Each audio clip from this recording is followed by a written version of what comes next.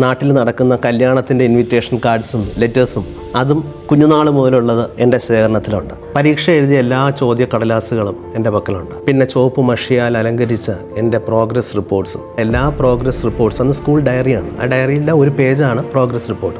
അതും ഇന്ന് എൻ്റെ ഓർമ്മയുടെ ഭാഗമാണ്.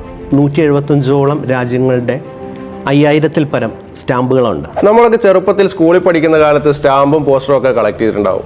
എന്നാൽ 8ാം വയസ്സിൽ തുടങ്ങിയ കളക്ഷൻ 44ാം വയസ്സിലും അതുപോലെ തുടരുന്നൊരു വ്യക്തിയുണ്ട് ഇങ്ങ് ബഹ്റൈനിൽ. പുള്ളിയുടെ അടുക്കൽ 1ാം ക്ലാസ് മുതൽ എഴുതിയ പരീക്ഷയുടെ ചോദ്യപേപ്പർ വരെ ഉണ്ടെന്ന് പറഞ്ഞാൽ വിശ്വസിക്കുമോ? എൻ്റെ പേര് ഷൈൻ നായർ. ഇന്നെനിക്ക് ഏകദേശം 175ഓളം രാജ്യങ്ങളുടെ 5000-ൽ പരം സ്റ്റാമ്പുകളുണ്ട്. അതിൽ പലതും ഇന്ന് തിരിച്ച് കിട്ടാൻ ബുദ്ധിമുട്ടുള്ള വളരെ റെയറായിട്ടുള്ള സ്റ്റാമ്പ്സാണ്. നാണയങ്ങളുടെ കാര്യം പറഞ്ഞാൽ അറൗണ്ട് 130ഓളം രാജ്യങ്ങളുടെ 3000ഓളം നാണയങ്ങളുണ്ട്. പിന്നെ കൂടുതൽ ഞാനിപ്പോൾ ഫോക്കസ് ചെയ്യുന്നത് ഫസ്റ്റ് ഡേ കവേഴ്സ് ശേഖരിക്കാനാണ്. ബഹ്റിൻ്റെയും ഇന്ത്യയുടെയും ഏകദേശം 1968 മുതലുള്ള ഫസ്റ്റ് ഡേ കവേഴ്സ് എൻ്റെ പക്കലുണ്ട്. സ്റ്റാമ്പും നാണയങ്ങളും ബാങ്ക് നോട്ടും എൻ്റെ കുഞ്ഞുനാൾ മുതൽ ഞാൻ ശേഖരിച്ചു വരികയാണ്. കൃത്യമായി പറഞ്ഞാൽ 8 വയസ്സ് മുതൽ. കേവലം ഒരു കളക്ഷൻ എന്നതിലുപരി ഇതെല്ലാം ഇന്നെനിക്ക് ഓർമ്മകളാണ്. ചില സ്റ്റാമ്പ്സ് ചിലപ്പോൾ തല്ലുണ്ടാക്കി വാങ്ങിയതായിരിക്കും. ചിലപ്പോൾ എന്തെങ്കിലും കാരണത്തിൽ എക്സാമിന് ഹെൽപ്പ് ചെയ്യുമ്പോൾ അവർ പറയും ആ എക്സാമിന് ആൻസർ പറഞ്ഞു തന്നാൽ നിനക്ക് ഞാൻ US-ൻ്റെ സ്റ്റാമ്പ്സ് തരാം. അപ്പോൾ സ്കൂളിൽ വെച്ച് എനിക്ക് സ്റ്റാമ്പ്സ് തരുമായിരുന്ന ഒരു ഫ്രണ്ട് എന്നോടൊന്ന് ചോദിച്ചു, ഷൈൻ്റെ കയ്യിൽ അന്ന് ഞാൻ തന്ന സ്റ്റാമ്പ്സ് എല്ലാം ഇപ്പോഴും ഉണ്ടോ? അതുപോലെ അതിൽ എൻ്റെ അച്ഛൻ അയച്ച കത്തുകളുടെ സ്റ്റാമ്പ്സ് ഞാൻ തന്നിരുന്നു. ഒരു ദിവസം എനിക്ക് വീട്ടിൽ വന്നാൽ ആ സ്റ്റാമ്പ്സ് എല്ലാം കാണാൻ കഴിയും.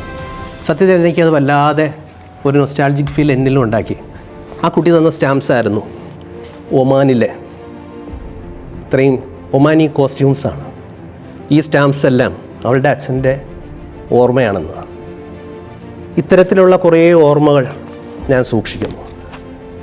10ാം ക്ലാസ് കഴിഞ്ഞപ്പോഴായിരുന്നു ബാങ്ക് നോട്ട്സിനെ കുറിച്ചുള്ള താല്പര്യം ഉണ്ടായത്.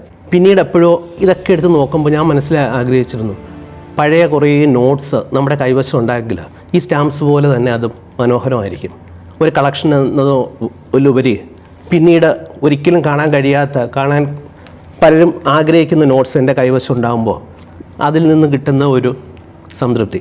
അതിനുവേണ്ടി നോട്ട്സും ഏകദേശം ഇപ്പോൾ 130ഓളം രാജ്യങ്ങളുടെ നോട്ട്സുണ്ട്. സ്റ്റാമ്പും കോയിനും ബാങ്ക് നോട്ടും അല്ലാതെ വേറെ ഓർമ്മകളെന്ന് പറയാൻ എൻ്റെ കയ്യിൽ കുഞ്ഞുനാൾ മുതലുള്ള പരീക്ഷ എഴുതിയ എല്ലാ ചോദ്യക്കടലാസുകളും എൻ്റെ പക്കലുണ്ട്.